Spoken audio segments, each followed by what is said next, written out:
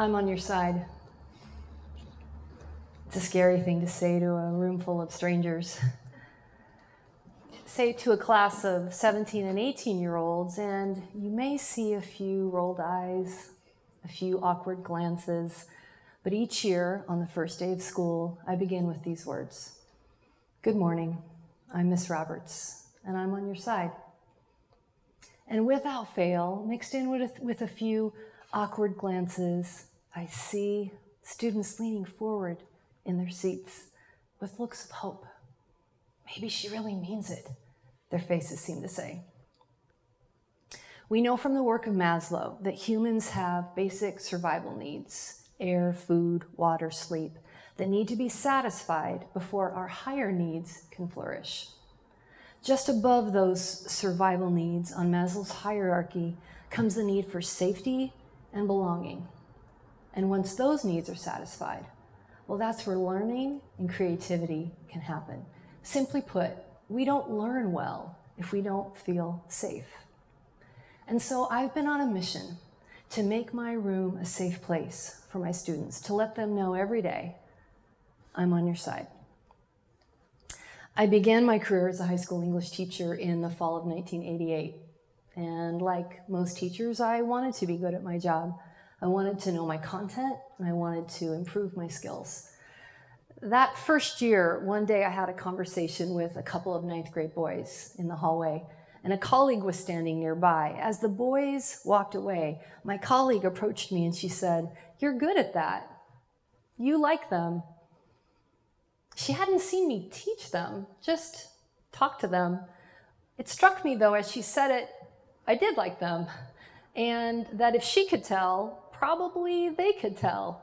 And maybe liking them mattered. In fact, maybe liking my students is something that I could pursue, just like I was pursuing my content and my skills.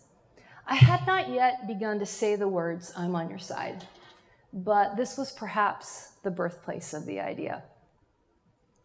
Fast forward 2 decades, and by the fall of 2008, I had begun to say the words, I'm on your side, on a regular basis in my classroom. That year I had a student I'll call Sam. Sam was a good student, a strong writer, engaged in class, and turning in all of her work, until the day she didn't. She showed up on the day that a big assignment was due, and she was empty-handed.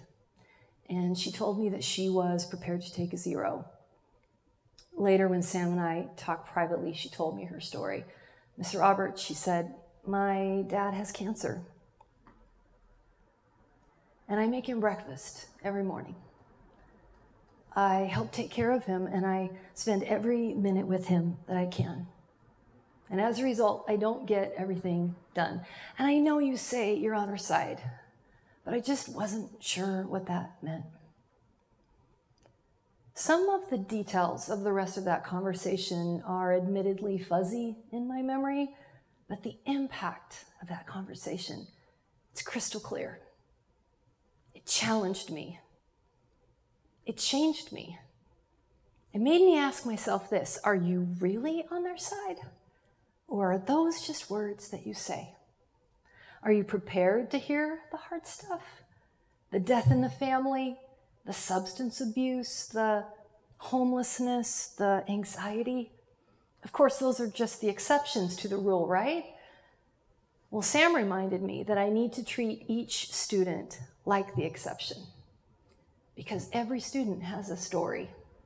And so every student needs an advocate. They need someone on their side. Sam needed to know that I'm on your side had actual concrete meaning, that I wouldn't just listen to her story, but that I could provide strategies, things like, let's extend or negotiate some deadlines. Sam needed to know that I'm on your side is more than words. But I'm on your side is not just for times of crisis. More often than not, it's about how I respond in ordinary situations. Many years ago, I was sitting in a church service when someone made an announcement about a special event that was happening that evening. I turned to the person next to me and said, "What time is that thing tonight?" And it struck me. I was asking someone to repeat information I had just heard seconds before. Suddenly I could see me standing in my classroom when a student says, "Excuse me, Miss Roberts, when is this due again?" And the worst version of me shows up. "When is this due? I'm sorry, you didn't hear it the first 5 times I said it today? Maybe you could look at the handout. It's in bold." Or even worse, "Someone want to tell Tommy when this is due because I'm not saying it again." I mean, sure, I want to be on their side, but how dare they not hear and recall with perfect accuracy every word that I say? Well, that day in church, it brought me up short. It made me ask myself, what is my percent of recall after the typical sermon, lecture, faculty meeting? It's better, of course, if I'm not on my phone or talking to a friend, but I hadn't been doing either of those things that day. I was just simply, momentarily distracted. I was just human. In his book, Brain Rules, John Medina talks about human attention and how attention typically drops to 0 after 10 minutes unless a speaker can engage an emotion. Medina goes on to say that memory is not fixed at the moment of hearing, but that repetition is the fixative. Repetition is the glue. And yet somehow I had spent 20 years responding with impatience and sarcasm when, on occasion, a student needed me to repeat myself. Of course, I want students to pay attention, but repetition is not a penalty I pay for my students' failures. Repetition is how we learn. It's how we all learn. Repetition, along with printed words, helpful visuals, saying information to each other and then back to the instructor. This is not about managing student disrespect. It's about managing the human mind. And it's about an opportunity for me to show my students I'm on your side by showing them grace, even when I have to say something for the 6th time. But wait, you might say, sometimes it is about disrespect. Sometimes they're on their phones. Sometimes they're talking during my brilliant instruction. Sometimes they're doing calculus in my English class. And sometimes they're nodding off day after day. True, all true. In fact, true within the last month in my class. But sometimes she's on her phone because she's checking on her sick mother. Sometimes he's talking to his friend because it's the only safe face he's seen today. Sometimes she's doing her calculus because it's the one class that could keep her from that scholarship. And sometimes he's nodding off because he works 40 hours a week on top of going to school. Or maybe he's been sleeping on his friend's couch. Sometimes she's willing to take a 0 on a big assignment because her dad has cancer. And here's the thing, I can't tell just by looking the difference between the disrespectful or apathetic student and the one who's in a moment or a season of crisis.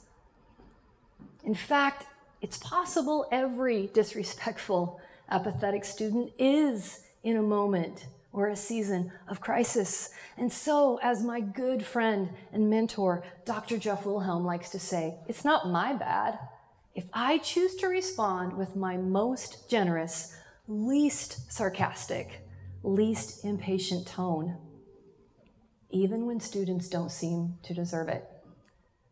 And then perhaps they send that generosity back my way on those days when I don't seem to deserve it. Please hear me when I say, I'm on your side is not just an extra bullet point on a teacher's to-do list.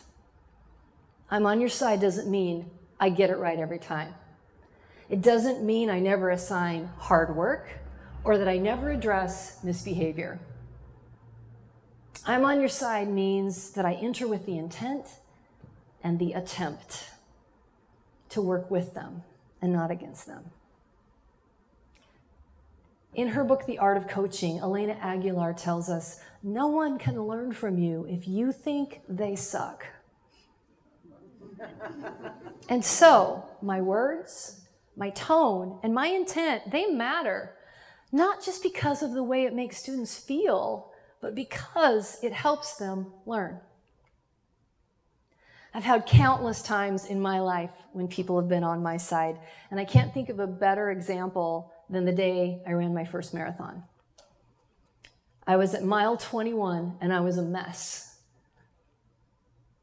I was hurting, I was nauseated, and worst of all, I was walking. That's when my brother Kevin rolled up on his bicycle. And I said, Kevin, that's it. I'm done. I want you to go get the car, come pick me up, let's call it a day. And he said, okay. And he just kept pedaling beside me. And after a minute, I said, you're not going to do it, are you? And he said, no, because you don't really want me to. But I did really, almost entirely want him to.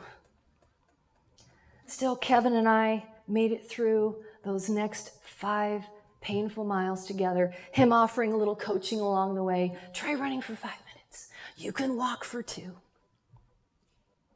I can't think of a better picture of the way I try to be on my students' sides.